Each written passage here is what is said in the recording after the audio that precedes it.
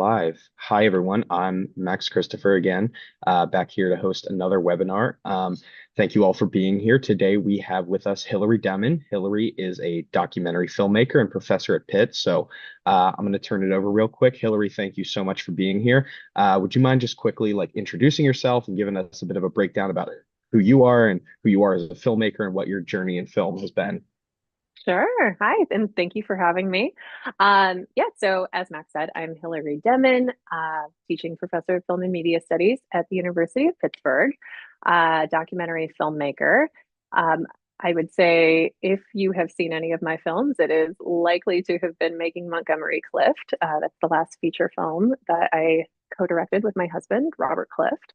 And I had kind of an odd route into film. I did not study film in school. I studied Chinese. I thought I would be a foreign service officer, and so things kind of switched a little bit. And now I am a filmmaker and I teach film. So that's me.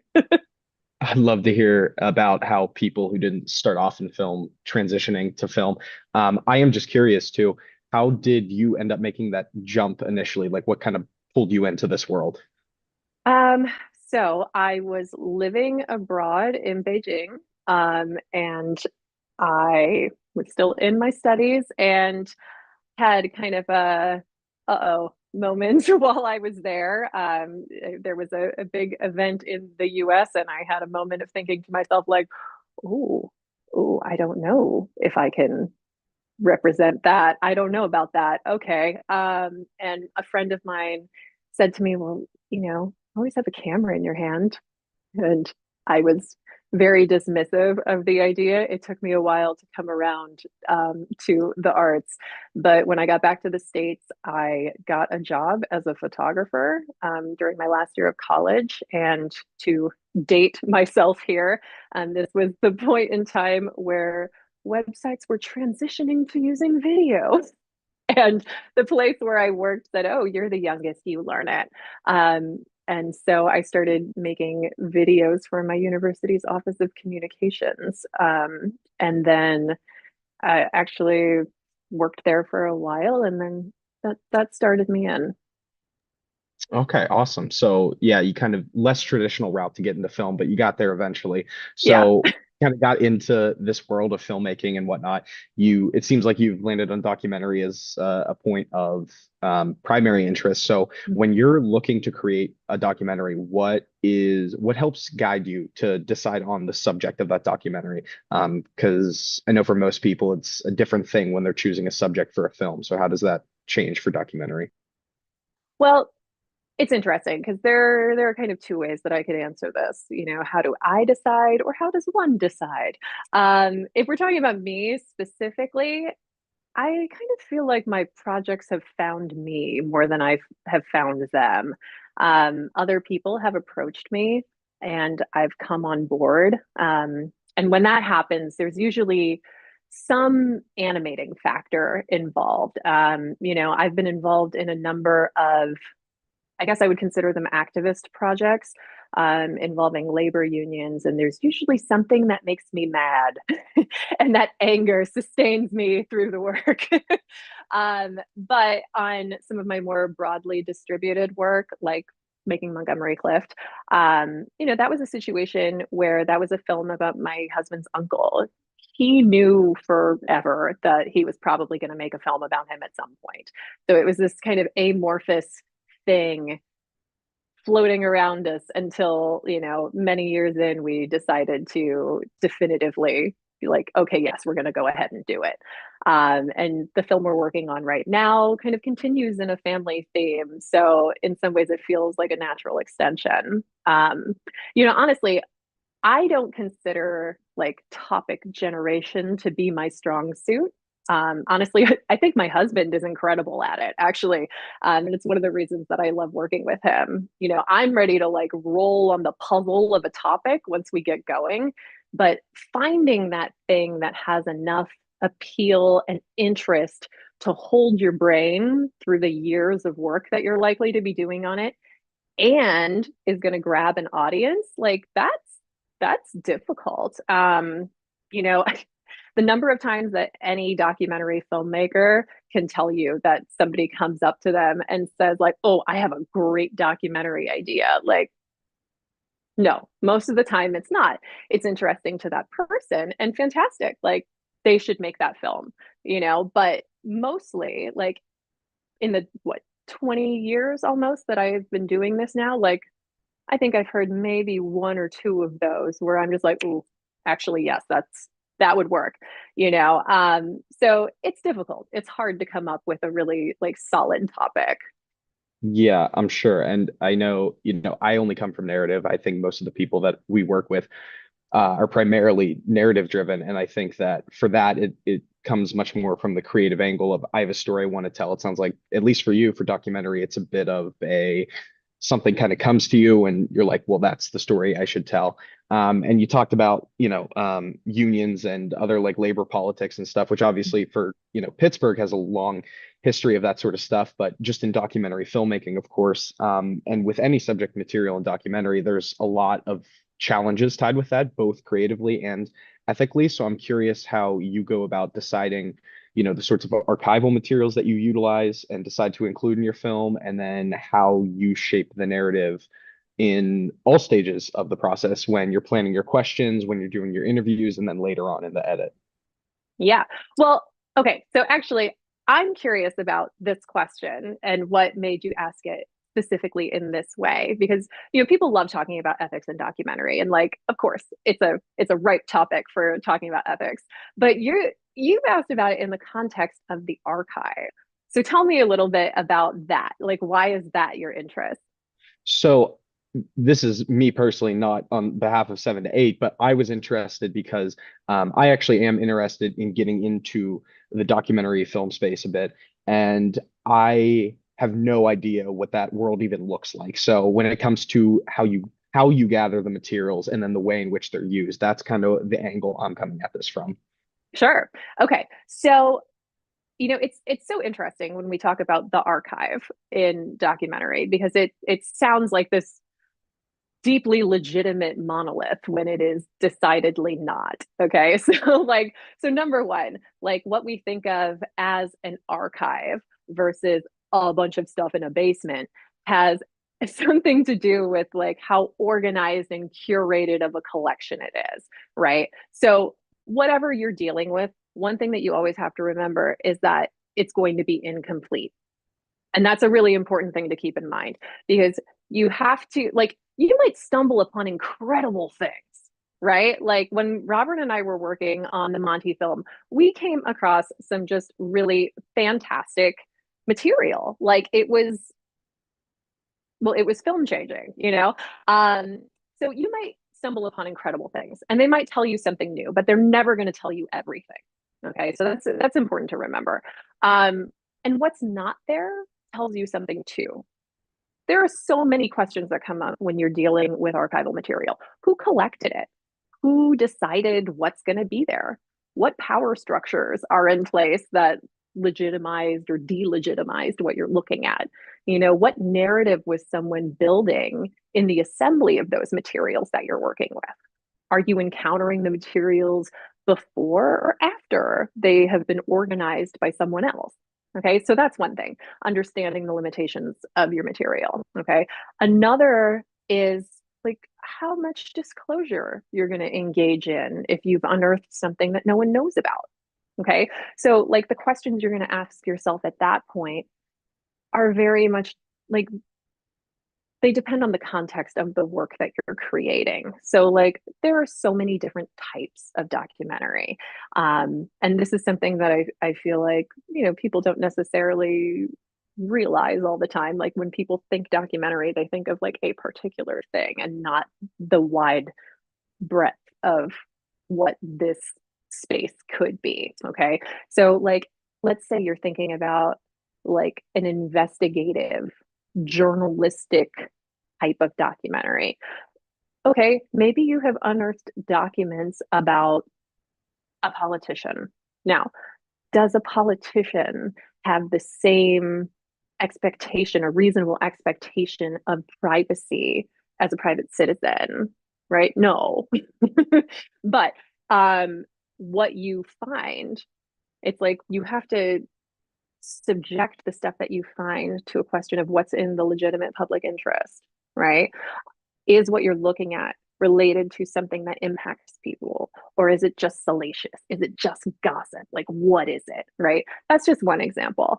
Um, you know, I can go on at length about this kind of thing, but I think you get what I mean. But you also asked about like creatively, how do we deal with archival material? And I think that if we're thinking about some of the challenges of dealing with archival material, I think the biggest challenge is trying to leave yourself open to listening to your materials. So, in my experience, other people may disagree, but in my experience, if you think you know what film you're making, no, you don't. Like if you if you're making a film and you remain open and responsive to discovery, your film is going to be changing as you encounter new material. And it should, you know? So, like for making Montgomery Clift, we thought that we were almost done with the film. And then a family member died. And then a whole bunch of boxes came to our house. And in those boxes, we found more audio reels. And upon listening to them, they were far stronger material. So we straight up scrapped a third of the film to accommodate it. It hurt so bad, but it was absolutely the right call. And if you don't stay open, you don't have the better film. Like, yeah, it hurts to have to to recut your film, but it's better for it. Right. Yeah. So, and when you're sifting through that much material too, and you were touching on this, but how do you decide what to use and what to not use, especially when if you have hundreds of hours of video or audio or 1,000 photographs, what allows you to pick and choose what matters and what doesn't? Hmm, what a question. I mean, look, so I'm going to be honest with you. All right, here's my preamble. I I consider editing my first love in filmmaking. Okay. Yes, I direct, I produce, I love it. Okay. But I am in my heart an editor. Okay. So it's from a place of deep love that I say, I hate my life while I'm editing. Okay. It is so frustrating. I just happen to have a puzzle brain that just locks in on it. Okay. But when you have when you have like a long form project like we had. I mean, we had hundreds of hours of material. Okay. There's no script, right? There's nothing that anything has to adhere to. You're frequently finding the story inside the material. Okay. It's a shit show. All right. And it's like I forget that every time I finish a project. I forget just how much garbage that I had to make before it ended up being this thing that seems like it's the inevitable, obvious conclusion, right? It's a narrowing process. Okay. So eventually, you've carved out enough kind of giant chunks from the slab that you reduce the number of ways that things can go. And then you're refining, refining, refining. But when you're staring at a project with all of that starting material, how do you even start? Right? That's part of what you're asking here. So, I mean, I wish there was a fast way to do it, but there's not. You have to watch it. You can't scrub through. You can't skip it. Okay. You have to watch it in real time and you can't get that first viewing back. So you have to sit there with it slow. You have to mark the sparkly bits, as I like to think of it. Okay. So you don't have to know why something's jumping out at you yet, but you do have to note it so you can find it again. Okay. So maybe something makes you kind of smirk or cringe, or you feel your throat tighten. Maybe something just slides into place in your mind when you hear something and it's like a key fitting into a lock. Maybe it's just the cadence of someone's speech and how they're telling you something. Whatever it is, mark it. Okay. Those sparkly bits are the guide. You throw them on a timeline, you see if anything's calling out to be joined with something else. You move it around. And, if you're like me, you ask yourself about a million times, what the hell is this film even about? Right? You just shift it and shift it and shift it until that question starts to have a clear answer. It takes time. I hope it goes faster for other people than it does for me. Well, it sounds like it's probably a longer process on the editing side than like a typical narrative because at least you have Oh like a yeah. script to Oh yeah. guide you a little Oh bit. yeah. So when you are working with students, are there parts of that process that you've brought to the classroom, techniques, philosophies that you've kind of told students about to either inform their own documentary film work or that you found are also applicable to narrative that you've begun to teach? So, well, my poor students. I really like I feel for them on some of the exercises and assignments I give them when we're doing documentary and in my editing class too. Because I know how hard they are and I've done it on purpose. But here, I'll give you an example. Um, in the documentary, like the intro documentary class. All right. When you make a documentary film and you're doing interviewing, right? There's a relationship factor in documentary film that you're going to have to deal with, once you get going. There's no getting around it. You're working with people who are showing up to be in your project as themselves. Okay. So if you're doing an interview, especially a long format interview, there can be this, I guess I'm going to call it like almost an accelerated intimacy with people who like you might walk in as strangers because how often do you just sit down with another person and dedicate yourself to kind of fully being curious and asking questions and doing only that, right? How often do you offer yourself up to another person in that way?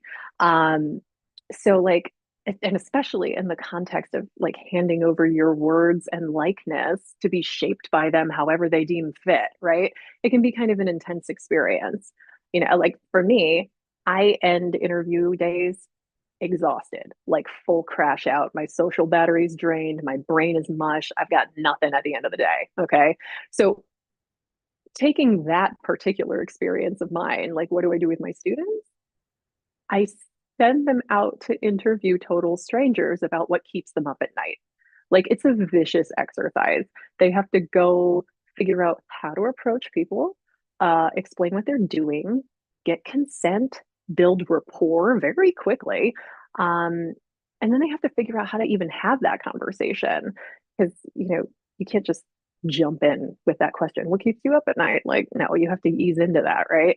And in doing that, you have to figure out like what of yourself you bring into that conversation. Like you have to come to know yourself and how you're perceived. You have to figure out how to make yourself perceptive about others. You have to read social cues. You have to guide people because most people who have said yes to an interview want to give you what you need, but they have to know what it is. Like you have to help them there. And I gotta say, like my poor students come back from that assignment like pale and chugging water. They're just like, oh my God, you know. Um, but the one other thing that I would say is that like with my editing class, I love my editing class, and they get a lot of exposure to thinking transformatively about pre-existing material. And it's a little stealthy because in that class they're like learning two new pieces of software, so they don't necessarily always know that they're getting that concept side of things. But it's kind of amazing to see what people produce out of things that were made for other purposes. They're getting a stronger sense of like what's illustrative and evidentiary and evocative. You get a better sense of like how you actually make meaning by putting footage in conversation with other things. It's like my students are smart. I know if I talk to them about like dialectical montage theory, they're going to get it, but like let's put it in action. So I that's a really long-winded way of talking about how I pull some of my stuff into that. But yeah. No, I mean that's all great, and I've heard about that editing assignment. I haven't taken that class myself, but where they're using archival footage to create something that wasn't for the intended purpose, but to create a narrative out of that. And I think that's really interesting. And I think that that's it sounds like to me, at least, the creative side of the documentary filmmaking and how you're able to bring yourself to the project. So I'm curious for you, how do you approach blending either personal or cultural identity into the larger narratives of documentary storytelling? Yeah, I mean, it's an interesting question because, I mean, who experiences what we eventually call history? People, right? So, I would say my personal preference in documentary is to like zoom way in on individuals. Like I don't want to watch or make a Wikipedia entry in cinematic form. Like no, thank you. Like I'm bored of that. So I'm personally gonna get more out of the it is idiosyncrasies of an issue or a time or a place by interacting with a very specific take on it, right? And I think you have to trust that, like, if you do that well, your viewers can understand that what they're seeing is an individual and not a stand in for a whole group, right? So, I mean, so to get back to your question, like, how do I do that blend? I guess it's partially like an embrace of subjectivity that doesn't hide under the edit. So, taking the Monty film as an example again, like there were all kinds of ways that we could have approached the structure of that film. But we chose to make my husband Robert a character in it and to embrace his position as a family member with a specific interest in the subject material. Like he wasn't positioned as like omniscient or objective. There are several parts of that film where we left uncertainty and ambiguity, like we let those stand. And that approach isn't everyone's cup of tea in documentary, I realize, but documentary is a big tent. There's a whole range of ways of doing it, and they're all going to deal with that particular question in their own way. Yeah, yeah, I absolutely. And I think that dealing with what, like you said, the idiosyncrasies and the little nuances of the subject, it's far more interesting than just you could just go read the Wikipedia article instead of, so Yeah. what is the documentary for? And so then that leads me to my next question, which is how do you think that these films can function as tools for either social change or highlighting topics that aren't discussed, et cetera? And then how do you encourage, emerging filmmakers, your students, to embrace that potential in documentary? So I think the social change question in documentary is an interesting one because I feel like that desire to do something about the world around us, it pulls a lot of the people who make documentaries to it. I mean, I know that I had that pull as well. I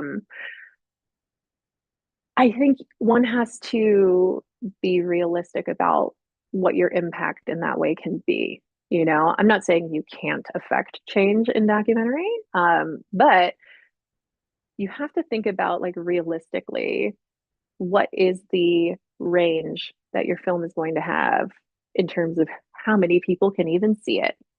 Because I got to say, if it's going to be a lot of people can see it, that means it's going to take a long time to get to them. So if you need to affect change quickly, I don't know if documentary, like a documentary feature is really your route. Now, of course, like there's always the kind of like breakout cases where like, yeah, a film gets a ton of attention and then so does that issue. But those films took a long time to make.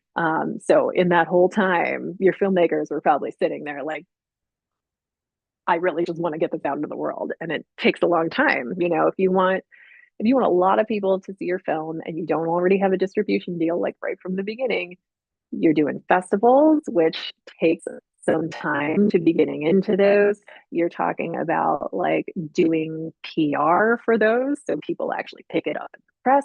You're trying to get a distribution deal so it goes out to more people. I mean, so it's, I'm talking about the kind of like business end of it, but like that stuff matters for reach. Now I will say though, like there are projects that I have worked on that I never put my name on. And those were very much about quick turnaround and making some immediate impact.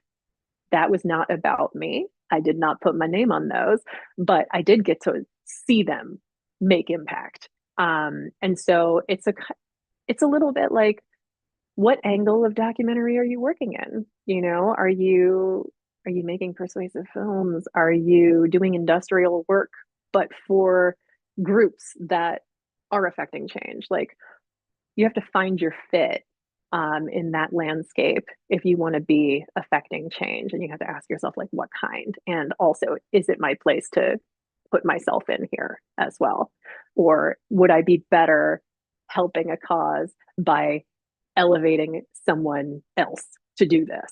Am I in a position to do that? You know, so you know, there are a lot of things to consider there. A lot of nuances to it, sure. Yeah. Yeah. Now, you did start to get into this, and I'm curious, and this could be a more quick question and answer here, but what are the best avenues for someone just starting out? Obviously, it differs for narrative and documentary a bit, but to get their documentary seen, is it the festival route? Is it looking for distribution deals, or is it partnering with organizations and groups and communities? How does that look? Oh man. So the documentary landscape, I mean, all of independent film, the landscape is ever shifting. But you know, documentary is the area that like I work in and pay the most attention to. And I gotta say, like, the avenues for distribution change super rapidly and they're always narrowing. You know, it's rough. It's rough out there if you're doing independent work. Um, so I think one that you like, if you're going to be making films and trying to get them out there versus like you're being hired on to something, um, it's important to stay creative and nimble about the various ways that you can consider your film successful. Um, there are all kinds of kind of different approaches to distribution popping up. I mean, so like one that I recall the Film Collaborative talking about several years ago. And by the way, they are a really excellent resource that I would recommend people look at. The Film Collaborative, they keep an excellent blog. We worked with them on our film, and they just keep an excellent pulse on the industry. But I remember them talking several years back about like hybrid approaches to distribution, hybrid rights, things like that. So, like, yes, if you can get into festivals, fantastic. You know, be careful when you apply to them, and, you know, vet them well, because if you don't have a festival agent submitting for you, you're spending money. So watch your budget. But you know, if you have projects that are like about your local community, like, absolutely do local screenings, like, definitely. You know, a film that I produced last year about the baristas in Buffalo who unionized Starbucks, like, we've been working with a group called Working Films, and they've been facilitating the distribution of this film in that, like, people can request the film and organize their own community screenings. And you know, they've been having speakers from local Starbucks coming and talking about what's going on at their own local shop. So you know, there are a lot of ways that you can approach this, and I feel like I've drifted from your original question. Were you talking about when people start off, or like I No, kind no, of no, lost no. track Everything here? you were saying was on point. I was asking about like just avenues for a documentary filmmaker, really at any stage, but specifically when they're getting started or still in that independent sphere. How do they get those films seen? But I think you really hit on a lot of those things. So I think that was great. So I do want to move on a bit and move more towards your work specifically. I want to talk about making Montgomery Clift, excuse me, which you've referenced a number of times. So I think that for any filmmaker, narrative or otherwise, it can be hard to sort of divorce yourself from the content of the film you're making. And for this specifically, there's obviously a much closer connection. So I'm curious, how did you sort of address this hurdle with this film? Well, for one, I did not divorce myself from the material. So I think that's part of it. Like, I mean, I can separate myself from work. I can put it down for the day. That's fine, you know. But I cared about it, you know, and in that situation, like these people are my family, you know, they're my in-laws. So I don't know. I stayed with it, you know. It's like, yeah, I'm gonna go ahead and care about this, like as a person as well as a filmmaker.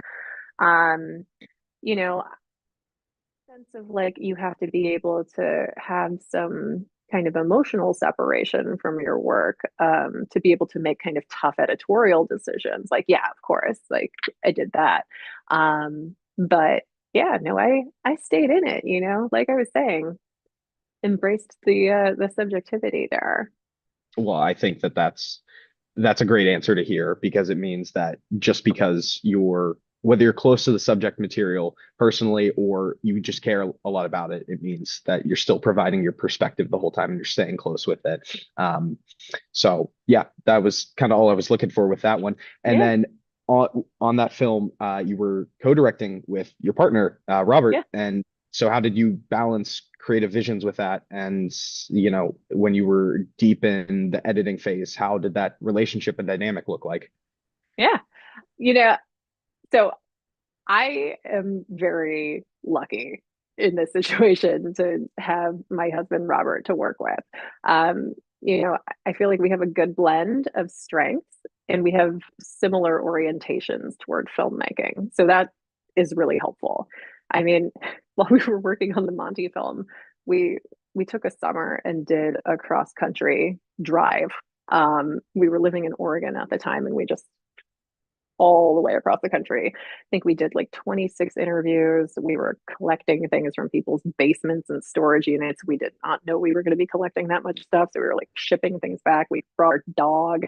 And so we'd roll up to these interviews. We'd set all of our stuff up because it was just the two of us doing it. And I just remember a few times interviewees just kind of like laughing and they're just like, wow, you two are like both alive still. That's amazing. It's like, yeah, we're good.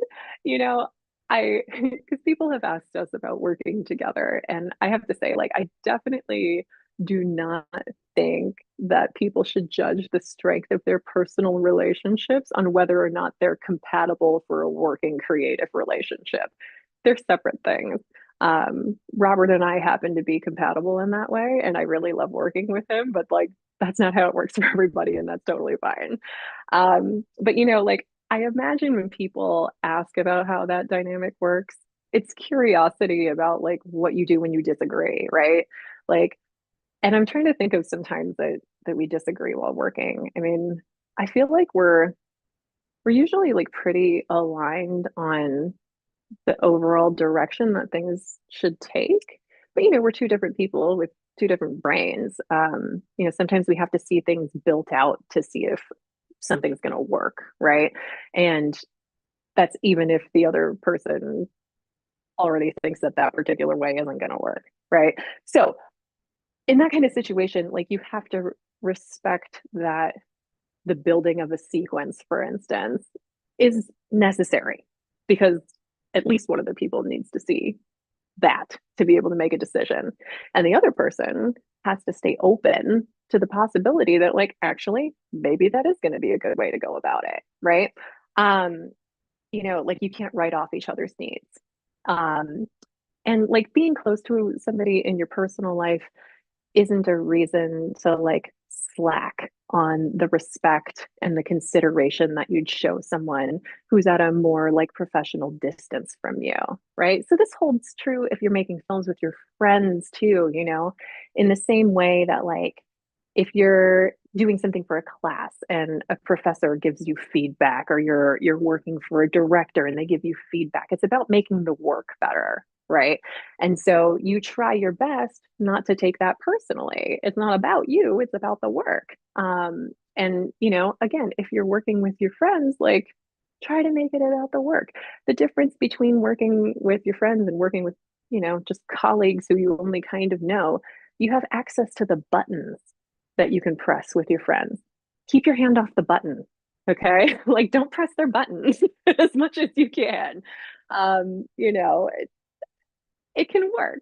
But you do need to have that kind of like creative compatibility to be able to make that happen. Yeah, it sounds like you guys have a lot of healthy dynamics when it comes to the work itself, but I love what you said about it's like working with your friends and the buttons to push, don't push them. Mhm. Still respect that there's a working dynamic at play, and I think that's great advice, especially for people in college who are working out how those dynamics look because they hang Yeah. out outside of being on set and then they step on set and some of the things carry over. So I think that's Yep. fantastic and that's great advice.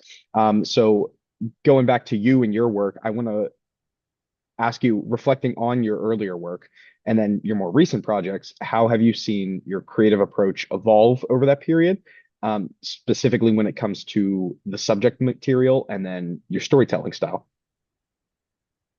Hmm. Good question. So, I mean, I don't consider myself like a prolific filmmaker. I have other things that I have to do, you know? Um, but I guess I guess one thing that's remained consistent is that I do like staying with personality in films. Like, you know, I my husband and some of my friends joke that like one of my superpowers is that I sound authoritative, right? I can make an argument, right? And I find as time has gone on in my filmmaking, I don't I don't always want to be making an argument. Like that's not my goal all the time. Like I want to let things simmer. I don't want to tell people what to think. And I don't want to accidentally slip into making something so reasoned that I accidentally do. So I think that's one thing that like I've become kind of aware of in my own tendencies. It's like, yes, I can build an argument and it can barrel, and I that's not necessarily what I want to be doing. So if I find myself drifting toward that, I try to pull back a little bit. You know, I think that what else is different? I mean, I just like God, the world is such a trash fire sometimes. Like I want more whimsy. You know, I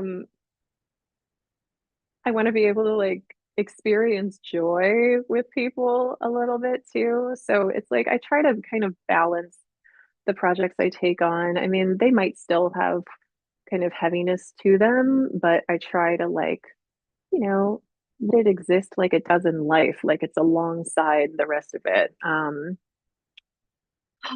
I wish I had a better answer for this. Like No, no, that's yeah. perfect. That's perfect. So I do want to ask then, and this will be our last question from us before we open up to the chat. So Okay. looking ahead then, what is there anything that you want to explore specifically again in terms of themes or content or stories or in terms of your style or bridging those like tonal gaps? What do you want to explore more in the future?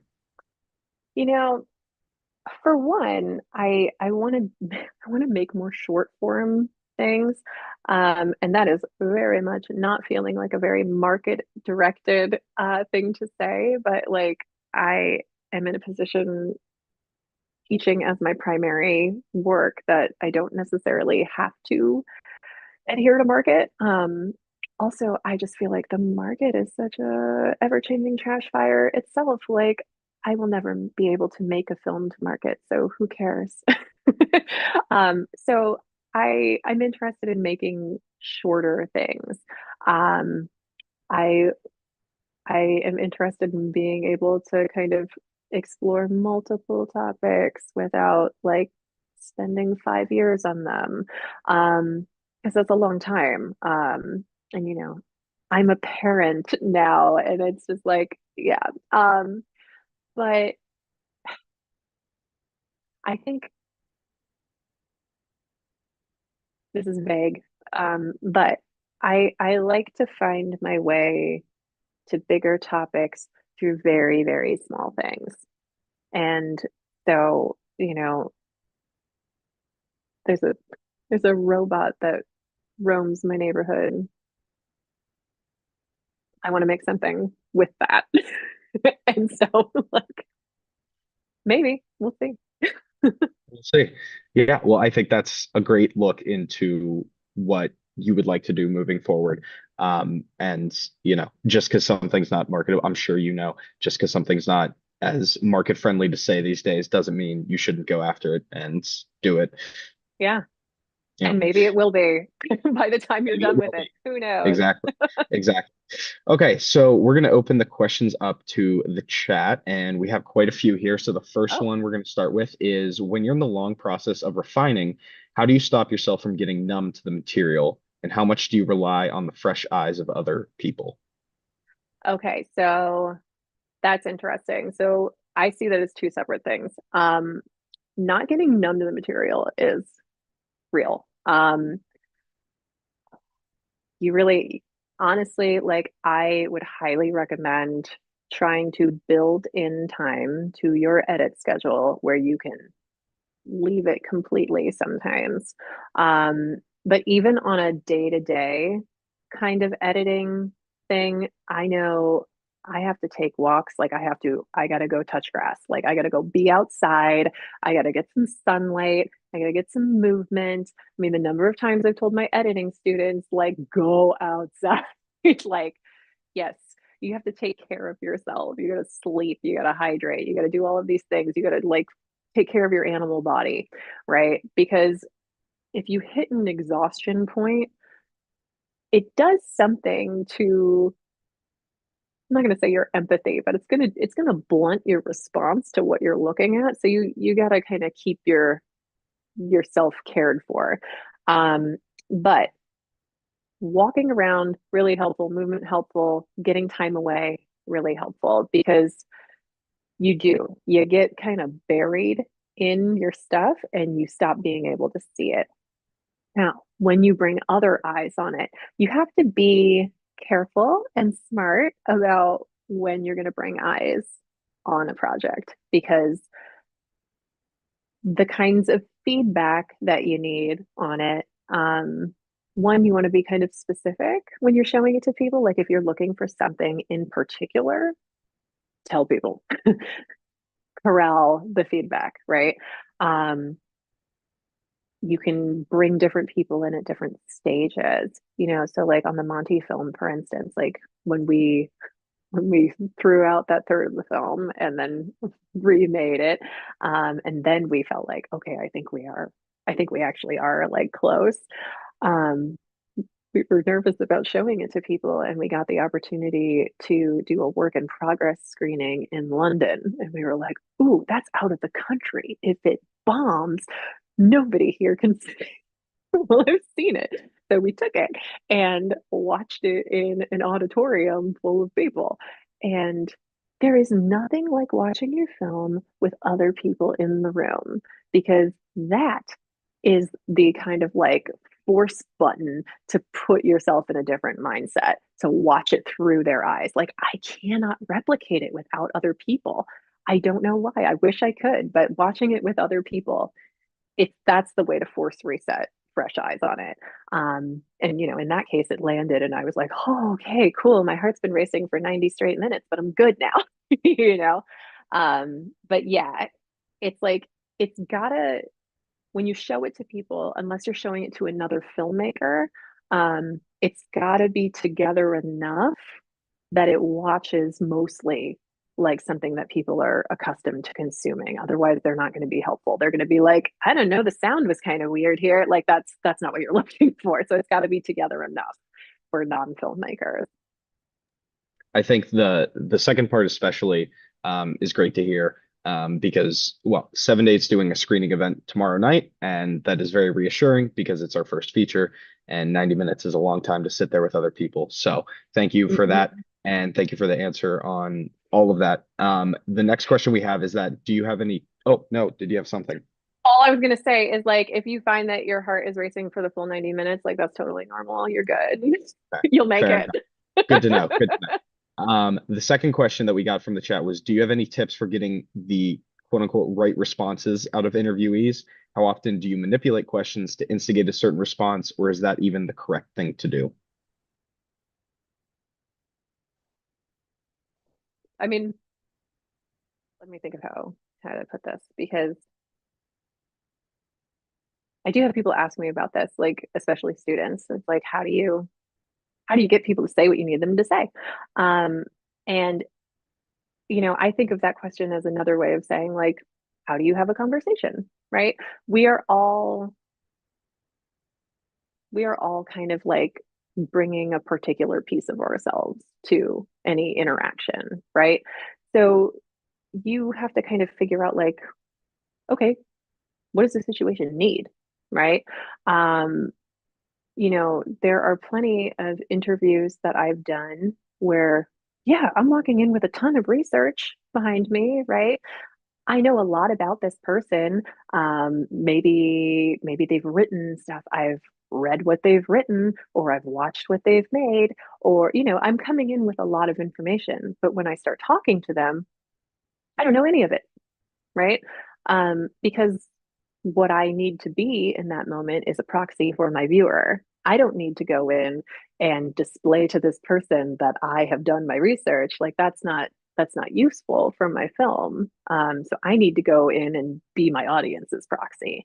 Um, there are some interviews where you do need to be more of a person who like has some authority or expertise when you talk to your interviewee. So, like, you have to kind of figure out what is needed in each context and shape how you're interacting with that person. And it's different in every case. So, I can't necessarily say like you got to do X, Y, and Z. It's you have to read those cues. You have to walk in prepared every time. Like you have to do your preparation. There's no skipping that. Otherwise, you are not going to do a good interview.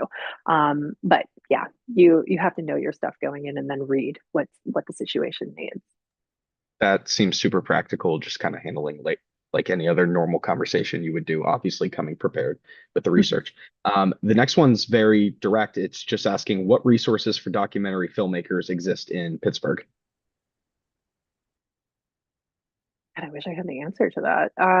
Because what resources for documentary filmmakers exist anywhere? I mean, so, like, what kinds of resources are we talking about? Are we talking about informational resources? Are we talking about ways to consume more documentary? Because like I know, like there are documentary screening series, there are documentary salons, there are all kinds of things like that.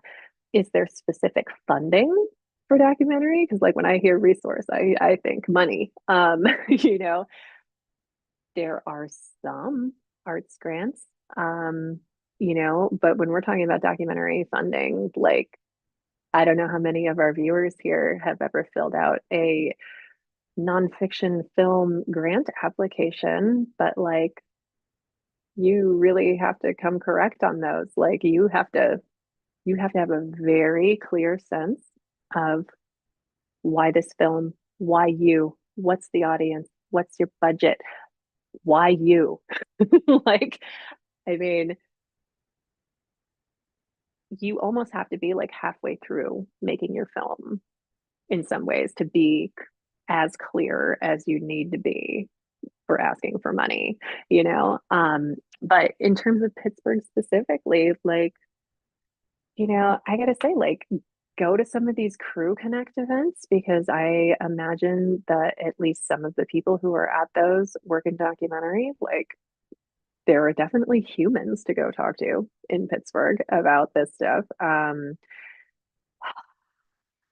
don't know. I feel like I should know more since I am a filmmaker in Pittsburgh, but I keep my lists, and when I don't have them in front of me to look at, it's like my mind goes blank. No, that's totally fine. And if there's any that you think of after this call ends, we're more than happy to add anything you might have in terms of resources, whether digital or in person, into the description of the YouTube video. So that's something we can always do after the fact. But Cool. thank you for those. So our next question actually touched on something you already started saying, which is how does funding for documentary films differ from funding for narrative film? Um, well, so again, it's going to kind of depend on like what kind of filmmaking you're doing. If you're doing like hyper independent filmmaking, which is what I do, um, the sources of funding that exist are extremely limited. They're frequently like national in competitiveness. I mean, you can find local things to apply for, and like if you do, definitely go for those. But yeah, I mean, there are grant applications that you send, and if you're going to do a good job with those, you you take the time that it takes to do those. It's a lot of like writing treatments. You are writing kind of like the concept, the approach, um, your access to people, like who's going to be in this thing, how can you show that you have demonstrated access to those people, where are your matching funds coming from, where are your in-kind uh, funds, or like in-kind meaning like people are letting you use equipment or like they're volunteering their time, like how can you show that like you are bringing investment into this. You know, again, like your research, how is that part of it? Again, why you? Why you, not someone else?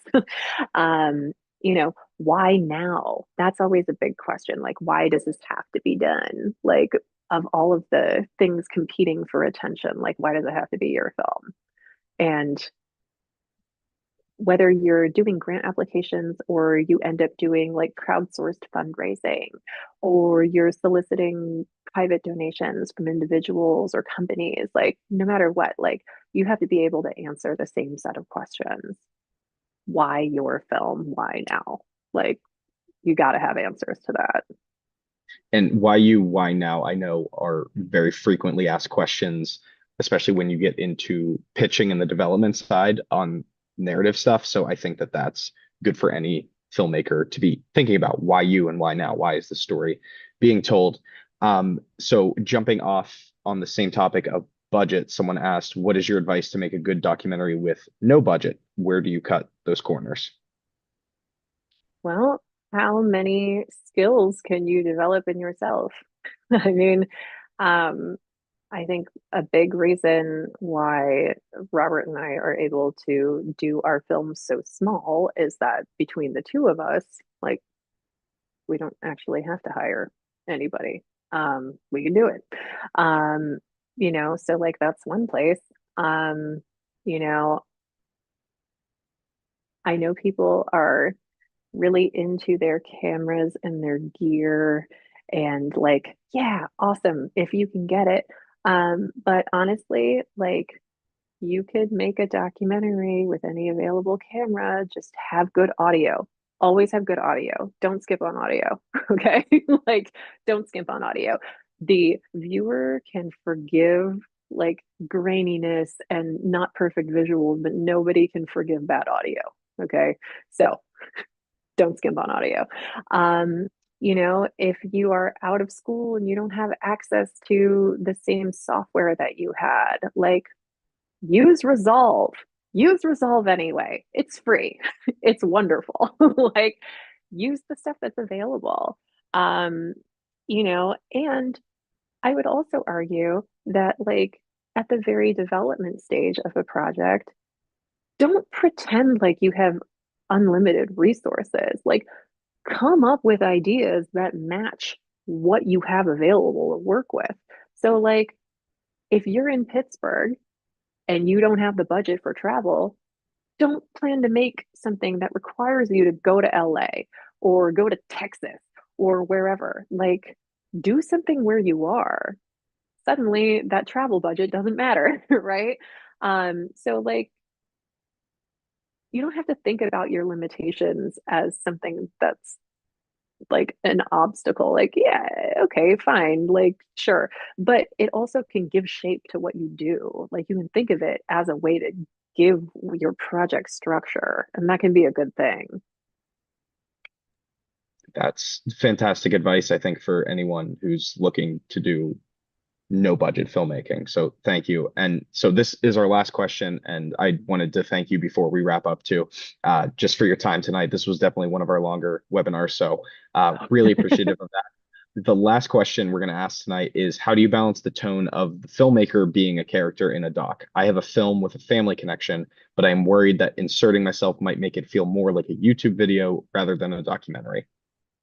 Oh, that's interesting. Well, I mean, it's all in how you structure it, right? Like, my first suggestion here is going to be to watch a whole bunch of films. Okay. Because, like, I imagine the person who's asked this question, and like, I can't see any of you on YouTube, so I don't know who asked.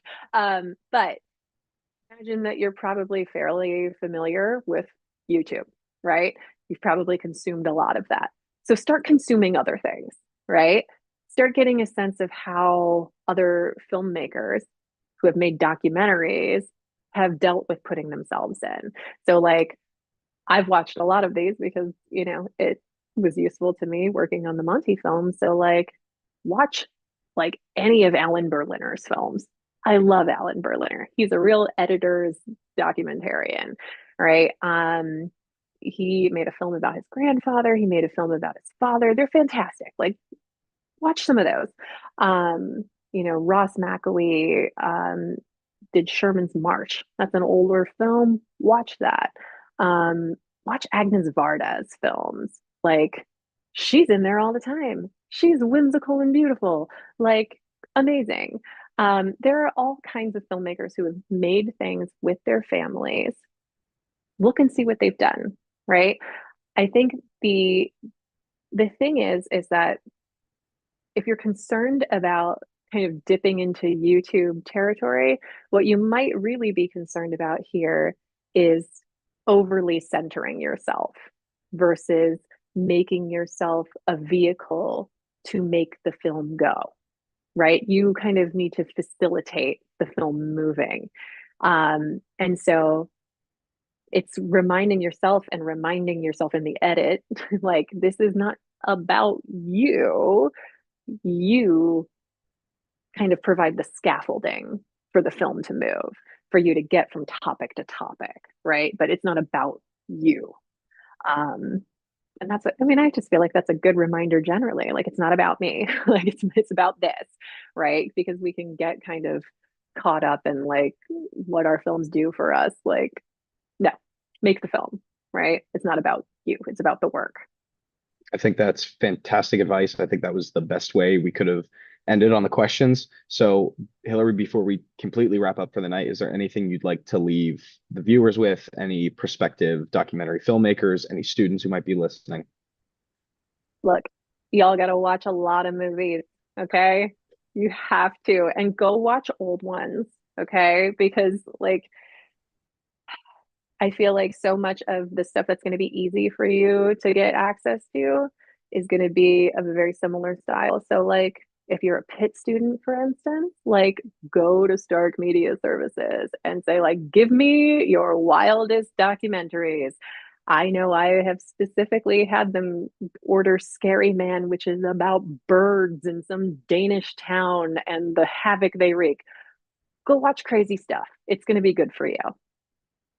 And I think that's an awesome note to leave us on. So, Hillary, thank you for joining us tonight. This was one of our better webinars. This was fantastic. And for all of our viewers, we will see you guys next month for episode 5 of the 7 to 8 webinar. Thanks, guys.